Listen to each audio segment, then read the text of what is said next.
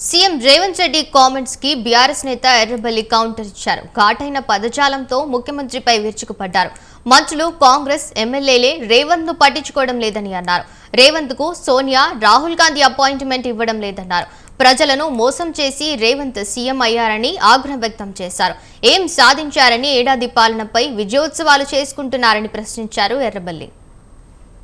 నేను ఒకటే, రేవంత్ రెడ్డి గారు చెట్టు మొలోనియం కేసీఆర్ గారి బిడ్డ, చెట్టు మొలేను ఎవరు మొలోనియో చూస్తాం.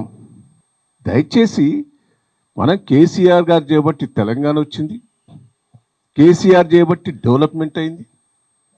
ఇలా తెలంగాణ రాష్ట్రం వరంగల్ జిల్లాకు నీళ్ళు వచ్చినాయి, కరెంట్ వచ్చినాయి.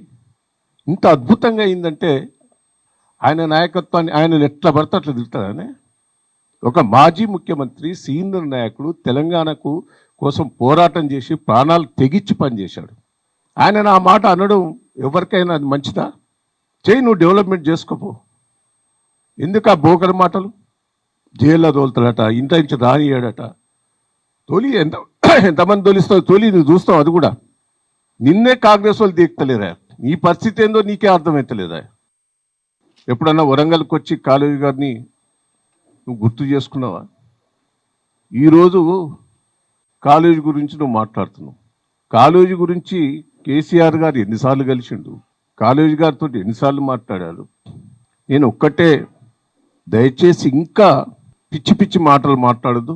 ఆ రోజు బాబ్రీ మీద తెలంగాణకు అన్యాయం జరుగుతా అంటే మేమందరం అరెస్ట్ అయినావు, తన్నులు తిన్నావు. నువ్వు తప్పించుకొని వచ్చినావు. ఎన్ని పార్టీలు మారినవే నువ్వు? కానీ నన్నంటాడు రాక్షసులని. నేను రాక్షసునే, ప్రజల కోసం రాక్షసుని. ప్రజల అవసరాల కోసం ఎంతైనా నేను తెగిస్తా. ప్రజలకు అన్యాయం జరిగితే నేను వదిలిపెట్టాను. 7 సార్లు గెలిచిన నేను నా మీద నువ్వు మాట్లాడుతున్నావా?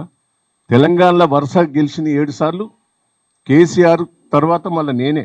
ఈరోజు దేశ ప్రజలందరూ కూడా, తెలంగాణ ప్రజలందరూ కూడా గమనిస్తూ ఉన్నారు. నీకు కర్రు కాల్చి వాత పెట్టే సమయం దగ్గర పడ్డది.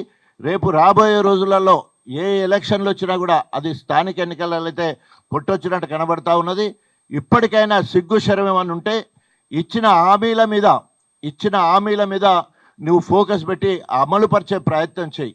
ఏదో మూసి ప్రక్షాళన పేరుతోటి 1,50,000 కోట్లు సంపాదించి అవి తీసుకుపోయి మరి రాహుల్ గాంధీకి కప్పం కట్టి